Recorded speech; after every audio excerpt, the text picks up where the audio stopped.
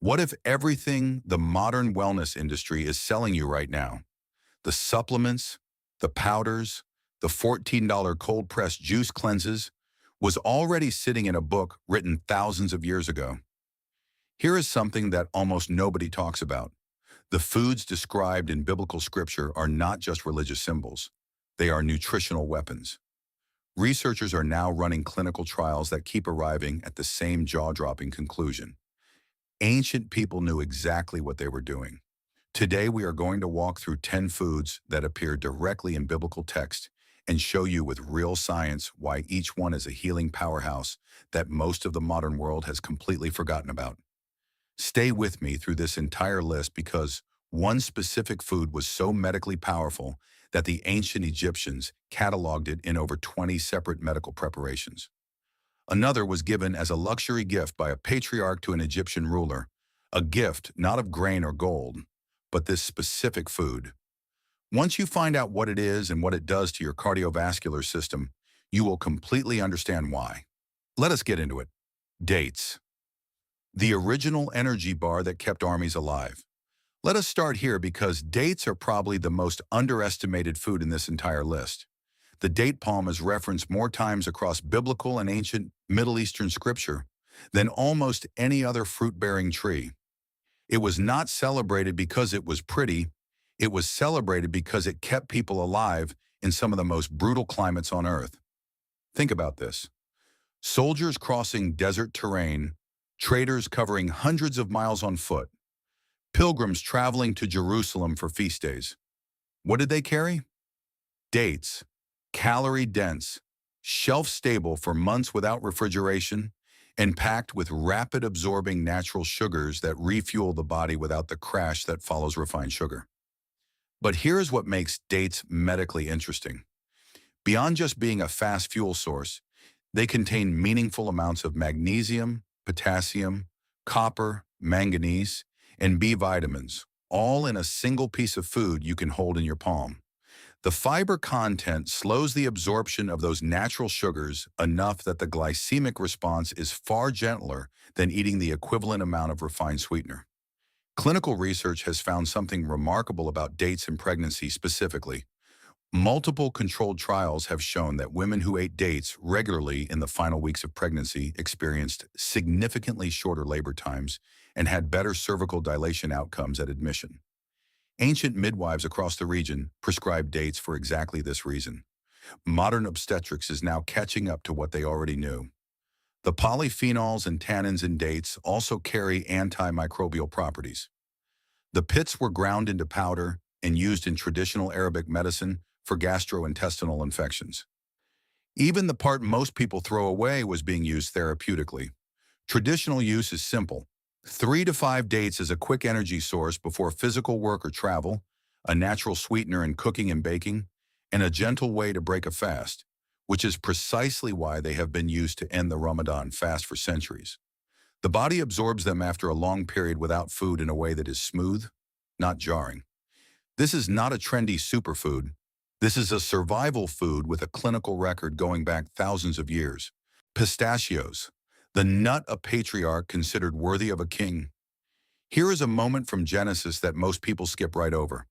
When Jacob sends his sons to Egypt during a devastating famine to negotiate with an official who holds the entire region's grain supply, he tells them to bring gifts, and pistachios make the list.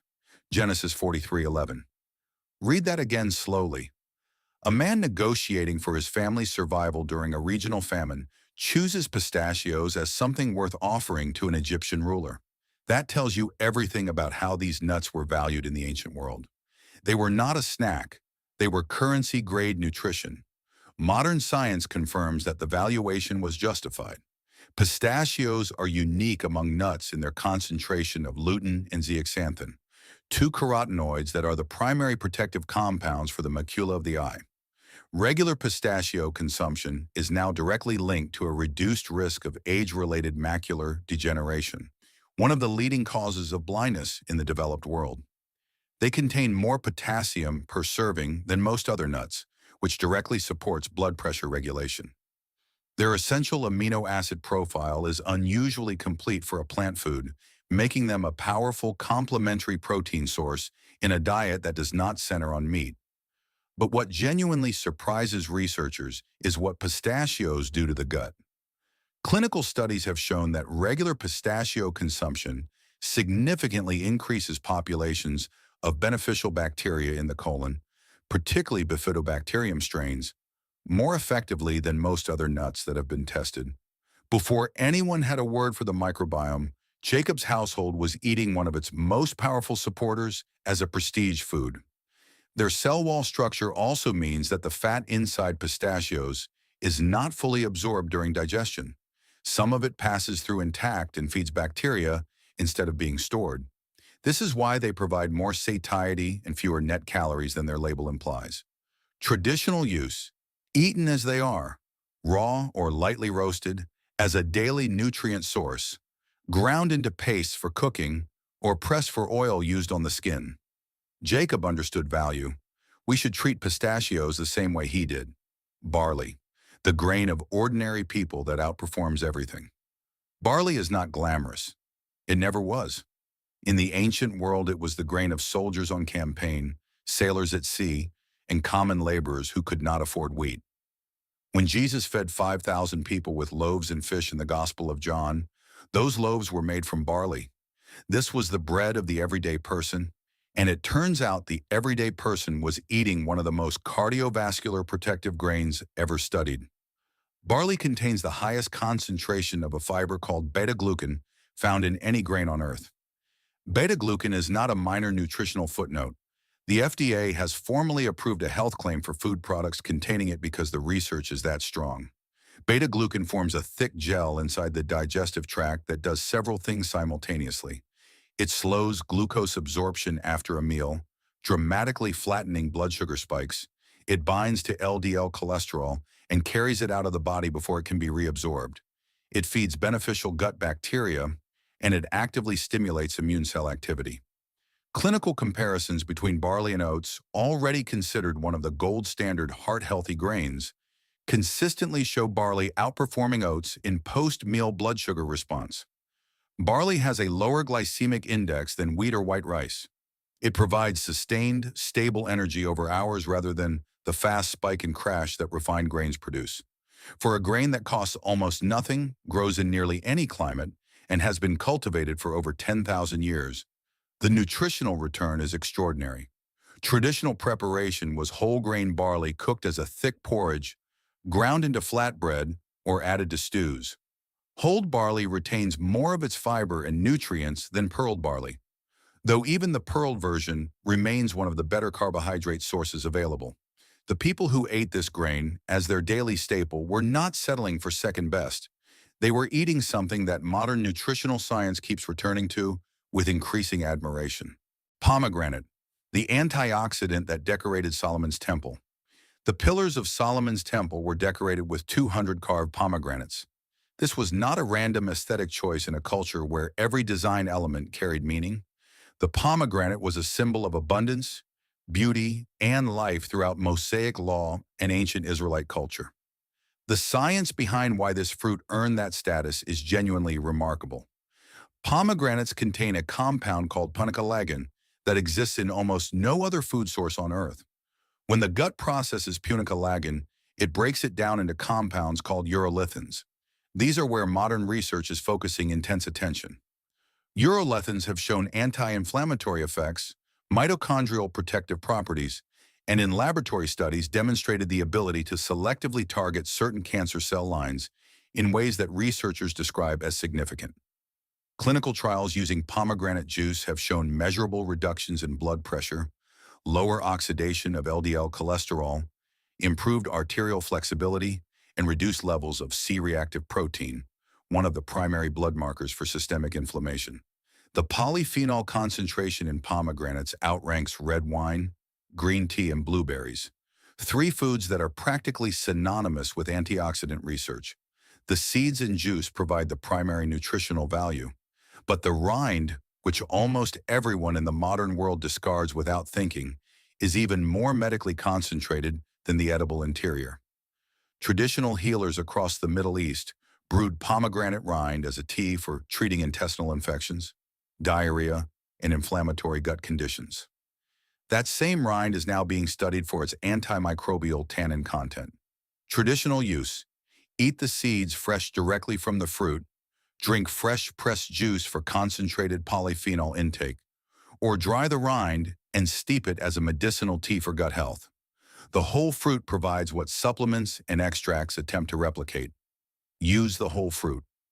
Garlic, the food the Israelites wept over. This may be the most emotionally charged food reference in all of Scripture. When the Israelites are wandering in the wilderness, surviving only on manna, they reach a breaking point. They weep. And what do they say they miss? Numbers 11.5, the fish of Egypt, the cucumbers, the melons, the leeks, the onions, and the garlic. They missed garlic so intensely that grown adults, having just been delivered from slavery, were mourning its absence in the desert. If you understand what garlic actually does to the human body, their grief becomes completely rational.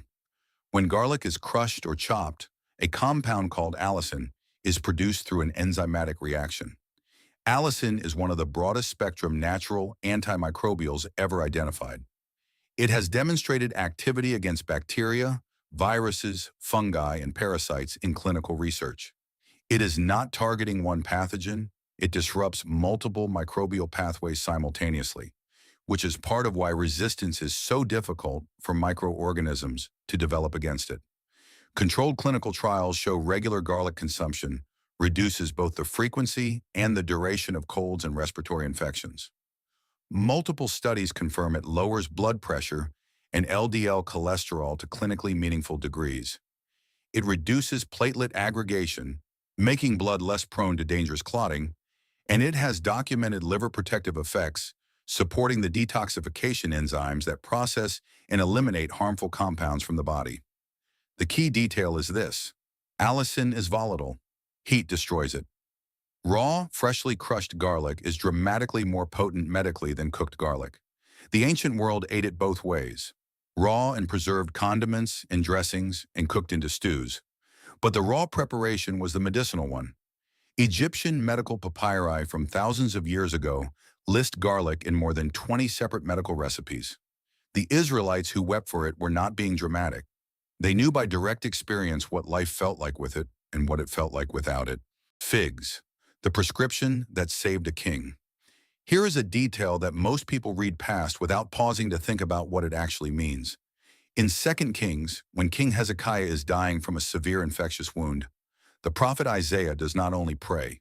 He gives a medical instruction, he orders a compress of figs pressed directly onto the wound, and Hezekiah recovers. For centuries, this was treated as either metaphor or coincidence. Then researchers began analyzing figs seriously and found that Isaiah's prescription had a precise biochemical rationale. Figs contain a proteolytic enzyme called phycin that breaks down dead and damaged tissue, cleaning a wound from the inside out.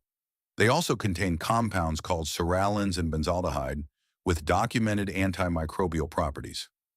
Fresh fig latex, the white sticky substance that comes from the skin of an unripe fig, has been shown in studies to inhibit bacterial growth and accelerate the early stages of skin healing. But figs are not just for wound care. As an internal food, they are one of the most mineral-dense fruits you can eat. They are extraordinarily rich in soluble fiber, specifically pectin, that feeds and diversifies the beneficial bacteria in the gut. They contain magnesium, potassium, calcium, and B vitamins in concentrations that made them, in a world without multivitamins, something close to a daily supplement. Fresh figs eaten at peak ripeness provide fast-absorbing energy alongside that mineral payload. Dried figs extend that nutrition through seasons when fresh fruit was unavailable. The ancient practice of applying mashed fresh figs to inflamed or infected skin is one that deserves far more modern clinical investigation than it has received so far. Isaiah did not guess. He prescribed, and the prescription worked. Onions, the prebiotic king that paid the pyramid builders. Onions appear right alongside garlic in the Great Wilderness Lament of Numbers 11. Their presence in that list of mourned foods was not accidental. Onions were not a flavoring. They were a food group. Here is a historical detail that puts their value into sharp context. Egyptian laborers who built the pyramids were partially paid in onions and garlic, not given them as a bonus, but paid in them as part of their wages. When a civilization building the largest structures in human history pays its workers in a food, that food is not optional nutrition, it is foundational. Science tells us exactly why. Onions are among the richest dietary sources of quercetin, a polyphenol with anti-inflammatory, antihistamine, and antioxidant effects that has been studied in hundreds of clinical trials. Research shows quercetin measurably reduces blood pressure, inhibits the inflammatory signaling pathways involved in chronic disease, and reduces allergic response by stabilizing mast cells. But the less celebrated superpower of onions is their prebiotic fiber content. Onions are loaded with inulin-type fructan-specific fibers that pass through the small intestine undigested and arrive in the colon, where they selectively feed bifidobacterium and lactobacillus bacteria. These are the foundational strains of a healthy gut ecosystem.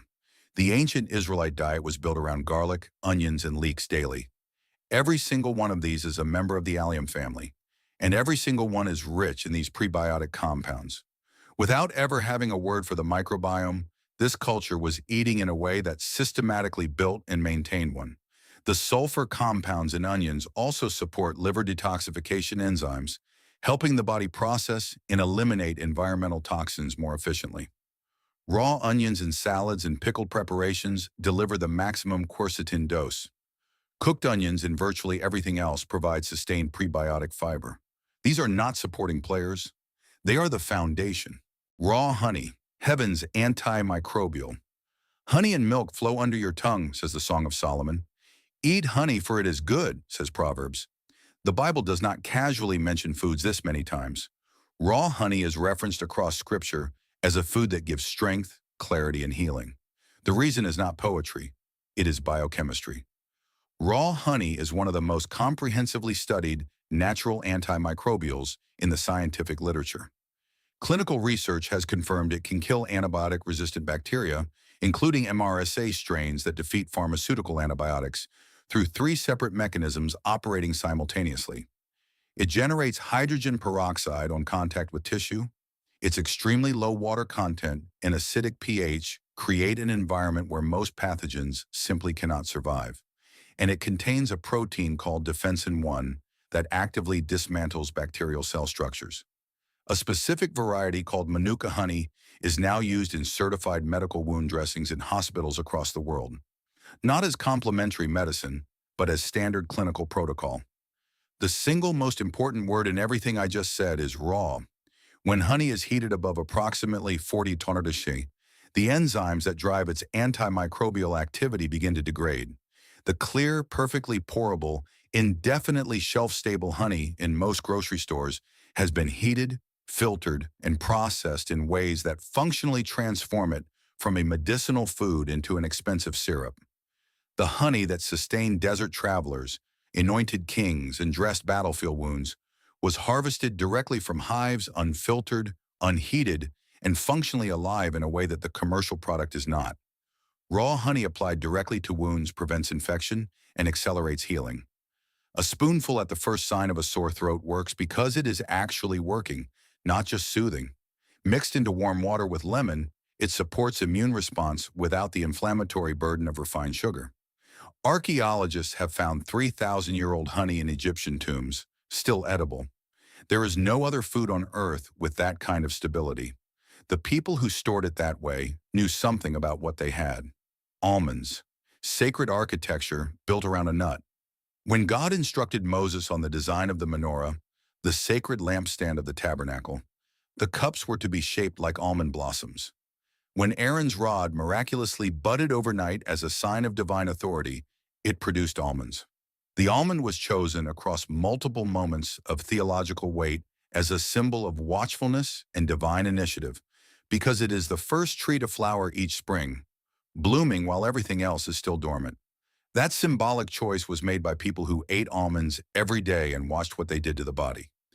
Gram for gram, almonds are among the most nutrient-dense foods on the planet. A single 1-ounce serving provides approximately 37% of the daily requirement for vitamin E in its most bioavailable form, alpha tocopherol, the fat-soluble antioxidant that protects cell membranes from oxidative damage. Oxidative damage to cell membranes is implicated in aging, cardiovascular disease, and cancer development. Vitamin E from whole food sources is one of the primary defenses against it.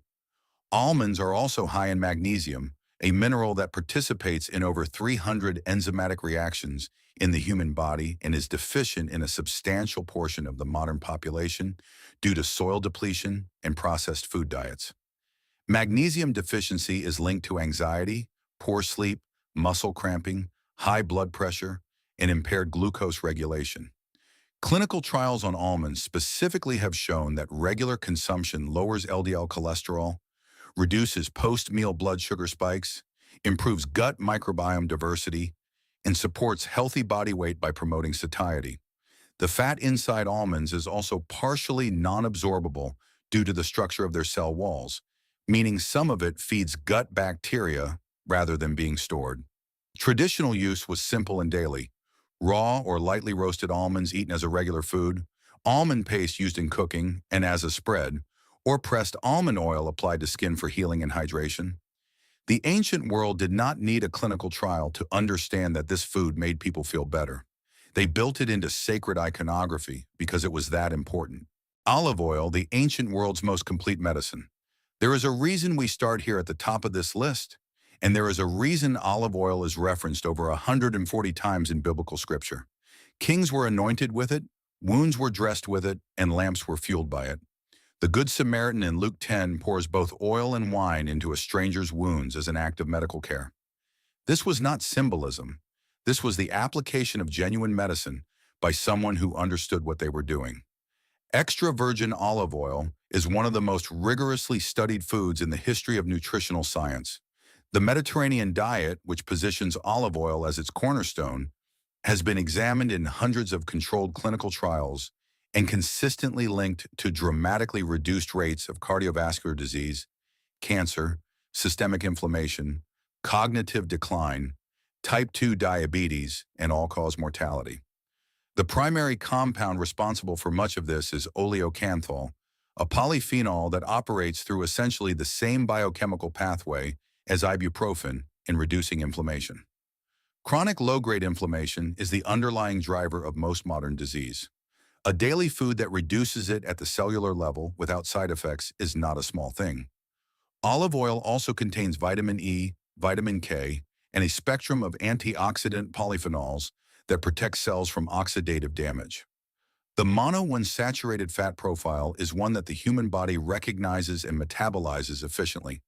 It does not trigger the inflammatory response that industrial seed oils produce. But here is the distinction that changes everything about how you shop. Most of what is sold as olive oil in grocery stores today is not the same food the ancient world was using. Commercially produced olive oil is often harvested late when antioxidant content is lower, blended with cheaper refined oils, and processed with heat that degrades the polyphenols that make it medicinal. What you want is cold-pressed, early harvest extra virgin olive oil from a source that can verify its production chain. Ancient olive oil was a living, antioxidant-rich substance that the body could immediately recognize and use. The best modern versions are too, but you have to find them. A tablespoon taken daily, used generously in cooking at moderate temperatures, or applied topically for skin healing and moisture. The people of the ancient world did not take supplements. They poured this over everything, and study after study keeps confirming that they were right to do so.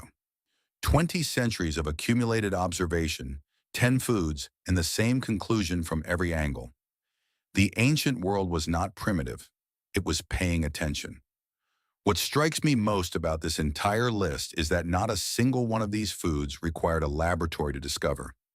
Every benefit we just walked through, the antimicrobial properties of honey, the anti-inflammatory power of olive oil, the gut-healing fiber of barley, the cardiovascular protection in almonds and pistachios, all of it was identified through generations of direct human experience.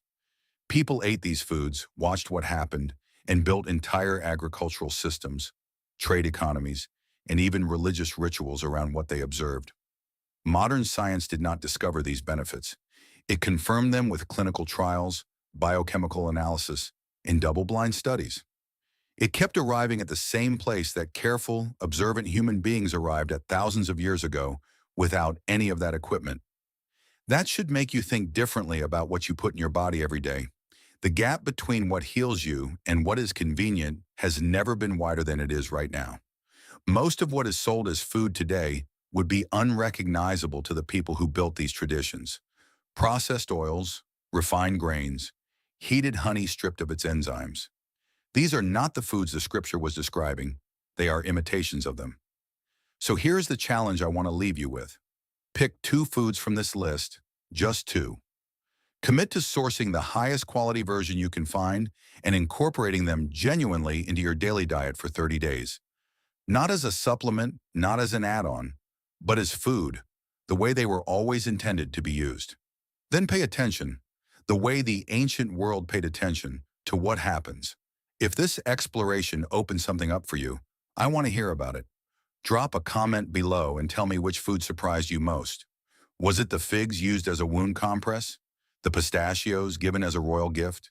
The honey that never expired in a 3,000-year-old tomb? I read every single comment. If these ancient nutritional secrets change the way you look at your kitchen pantry, please subscribe and like this video. We are unearthing the history and wisdom that the modern world has tried to bury. Let us nourish the future by reclaiming the past. Our next deep dive into forgotten treasures will be opening soon.